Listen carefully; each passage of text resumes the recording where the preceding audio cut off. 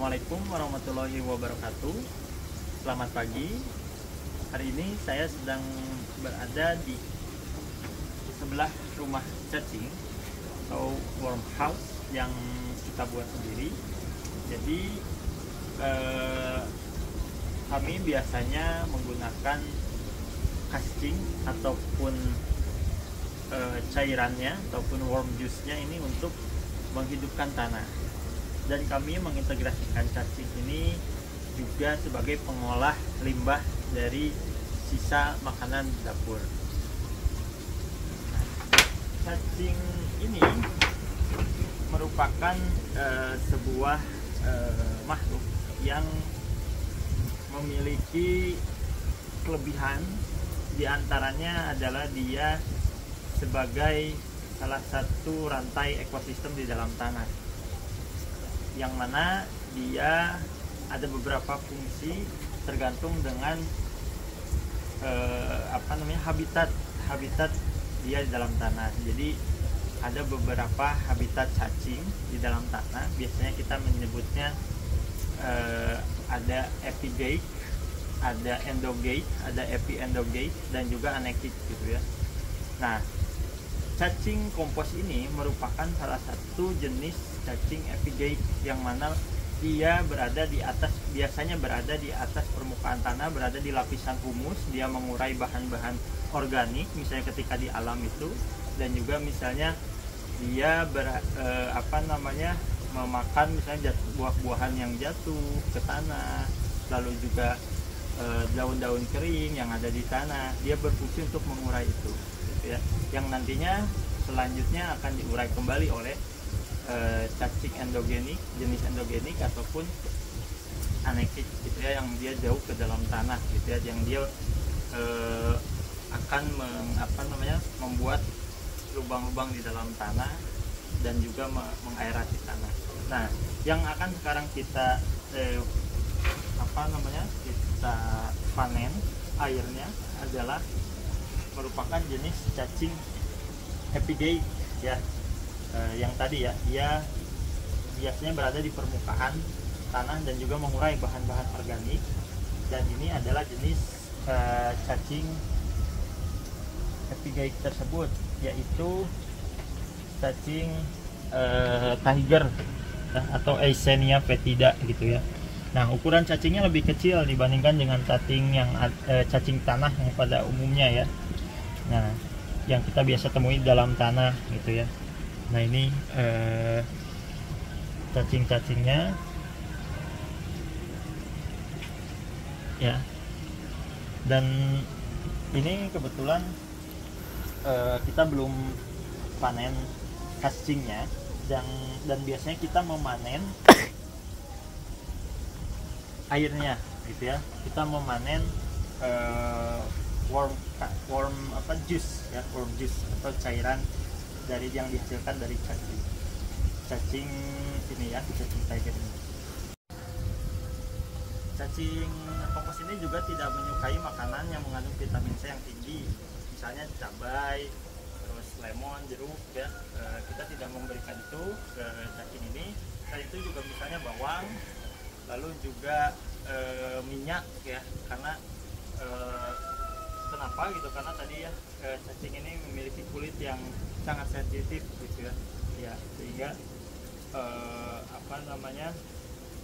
kita tidak boleh memberikan makanan itu gitu ya. Jadi biasanya kita hanya memberikan makanan-makanan sisa dapur selain yang tadi. Biasanya kita memanen cacing ini ketika sudah berbentuk seperti ini sudah hancur, dan ini sudah bisa kita panen gitu ya. Nah, dan ini biasanya kita gunakan bisa untuk menyemai, kita bisa gunakan untuk untuk media tanam menyemai gitu ya, untuk diberikan langsung ke tanah sebagai pupuk atau bahan organik, ataupun kita bisa membuatnya pupuk cair lewat cacing ini gitu ya. Nanti mungkin di metode selanjutnya. Nah, ini karena memang kemarin kita baru memberikan tambahan makanan ya, berupa kemarin kebetulan baru panen pisang, dan ini batang pisangnya kami berikan ke cacing ini agar mereka bisa mengurainya. Lalu juga kebetulan di sini kami juga memelihara kambing, dan kotoran kambing ini juga bisa diurai oleh cacing tadi ya, cacing kompos ini. Dan selain itu juga kita bisa memberikan sisa-sisa makanan dari dapur gitu ya. Dan sekarang kita akan coba untuk memberikan makanan dari dapur, sisa-sisa makanan ya maksudnya. Tentunya dia cacing ini bisa mengurai sisa-sisa makanan, dan juga biasanya mereka tidak ketika diberi makan itu berbeda ya dengan maggot gitu ya. Kalau cacing ini dia cenderung lebih lambat ya, sehingga kita memberikannya sedikit-sedikit. Ini ada tas pisang,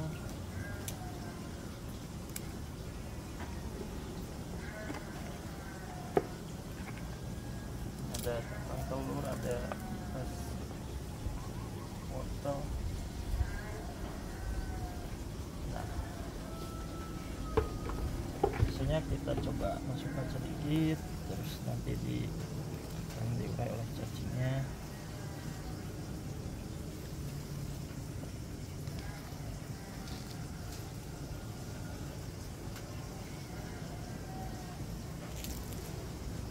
Ya, dan biasanya kita akan memanen airnya gitu ya, dan airnya ini kita bisa gunakan sebagai pupuk cair gitu ya, atau worm juice-nya ya istilahnya. Dan ini cacing ini punya kemampuan untuk mengurai patogen, dan di tubuh cacing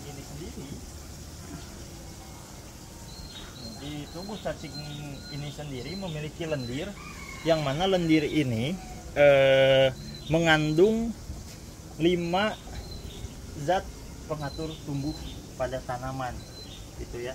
Selain dia mengurai patogen, lendirnya itu mengandung zat PT lah, zat pengatur tumbuh tanaman gitu, atau hormon tanaman gitu.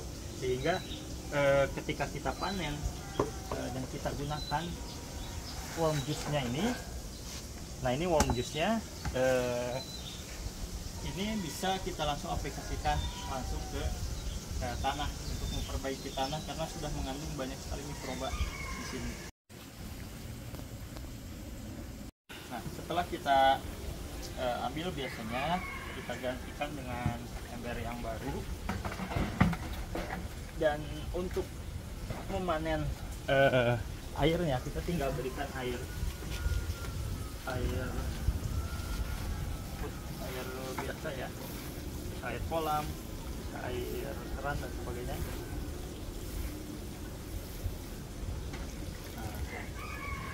Nah, selain untuk menjaga kelembaban rumah cacing ini, juga dia nanti akan airnya akan keluar ya, sehingga berwarna seperti ini, kecoklatan ya, merah kecoklatan ya. Jadi ini nanti bisa menjadi sumber nutrisi bagi tanah, dan juga sumber kehidupan bagi tanah. Karena dalamnya mikroba. Untuk pengaplikasiannya ini sangat mudah gitu ya. Kita bisa mencampurkan, kita bisa mencairkan worm juice ini dengan air ya, dan langsung diaplikasikan ke tanaman ya. Bisa dengan perbandingan 1:10 kita cairkan, dan nanti langsung kita aplikasikan. Ini 10 liter ya beratnya.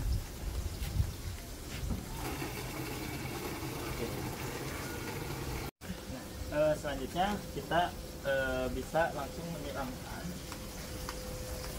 ini ke ya, coba siramkan tanaman terong dan juga keriting ya. Tomat di sini.